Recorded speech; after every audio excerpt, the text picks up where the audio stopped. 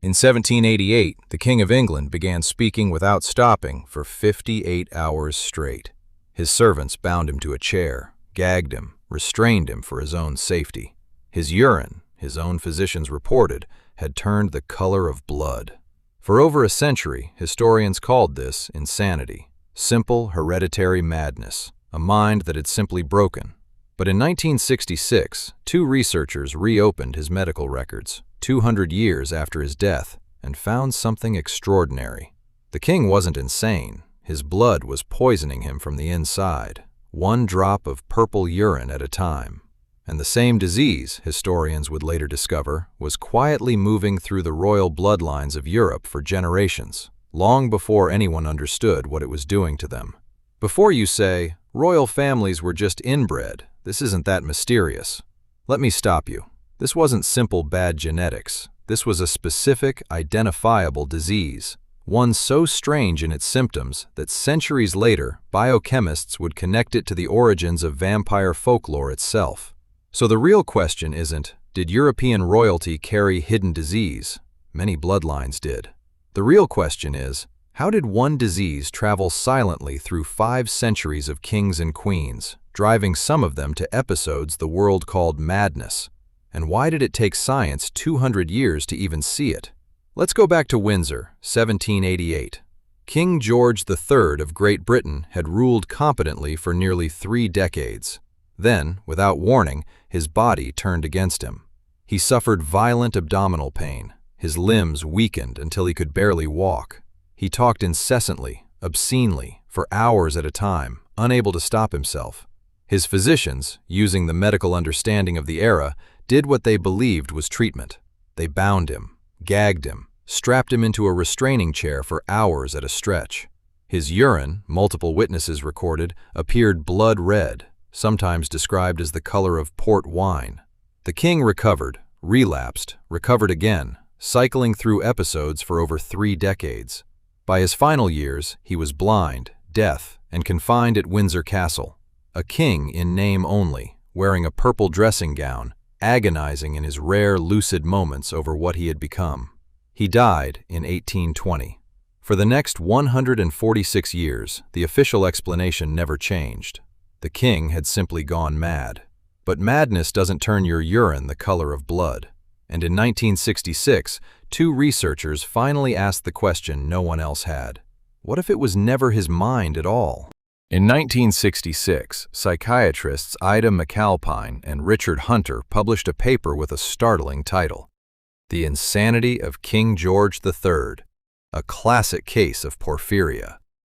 Porphyria is a group of rare genetic disorders that disrupt the production of heme, the molecule that allows your blood to carry oxygen. When the process breaks down, toxic byproducts build up in the body instead. The symptoms read like a horror story.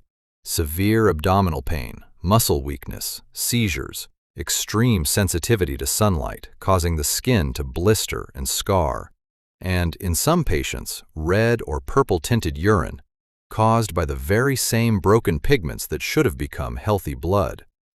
McAlpine and Hunter didn't stop with George.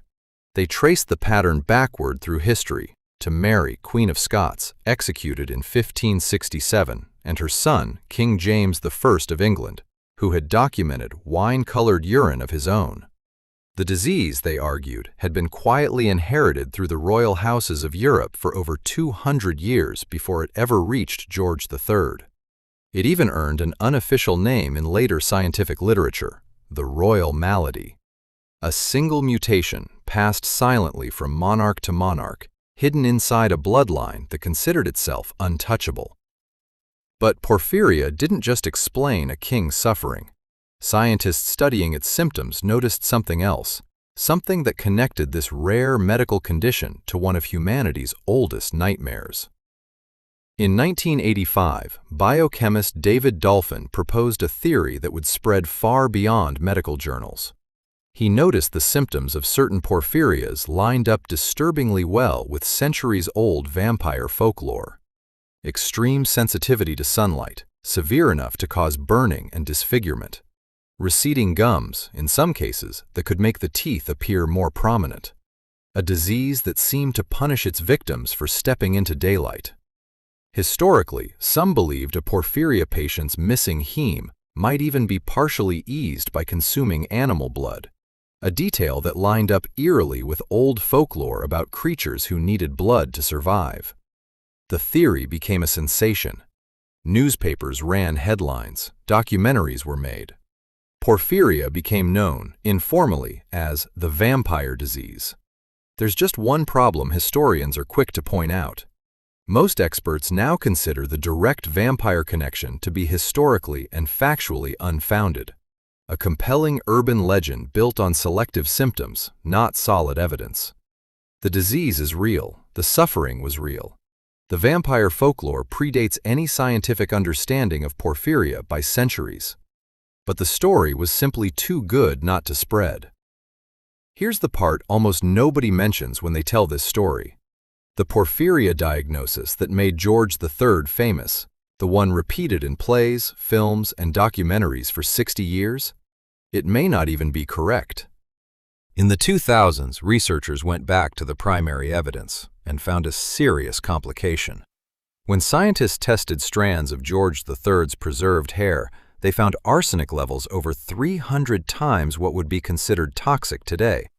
Arsenic exposure alone can cause severe abdominal pain, nerve damage, and psychiatric symptoms strikingly similar to what the king experienced.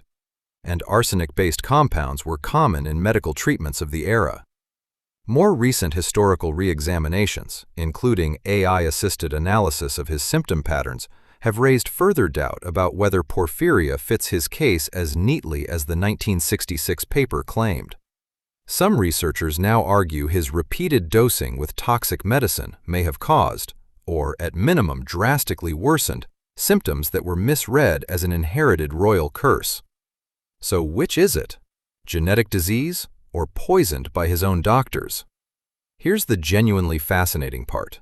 Both can be true at once.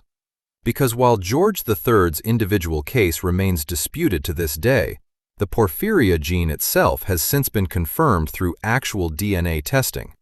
Not guesswork, not symptom matching, but genetic evidence recovered from the exhumed remains of his descendants, including Princess Feodora of Saxe-Meiningen in the 1990s.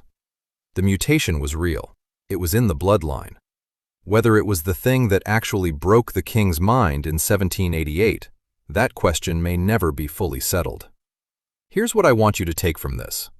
For nearly 2 centuries, one king's suffering was written off as simple madness, a mind considered too weak to rule. Then, for 60 years, it became a tidy story about a hidden genetic curse silently poisoning European royalty. Now, even that story is being questioned again. Maybe that's the real lesson here. Certainty, in medicine and in history, is often just the story we haven't finished challenging yet. Somewhere between a genetic mutation passed down since Mary, Queen of Scots, and a king unknowingly poisoned by the very physicians meant to heal him, lies a truth we may never fully recover. What we do know is this: the disease was real. The bloodline carried it. And for over 400 years, it moved silently through the most powerful families in Europe, waiting to be understood. Subscribe to Human Roots. Comment below. Do you think we'll ever know for certain what really happened to King George III? See you next time.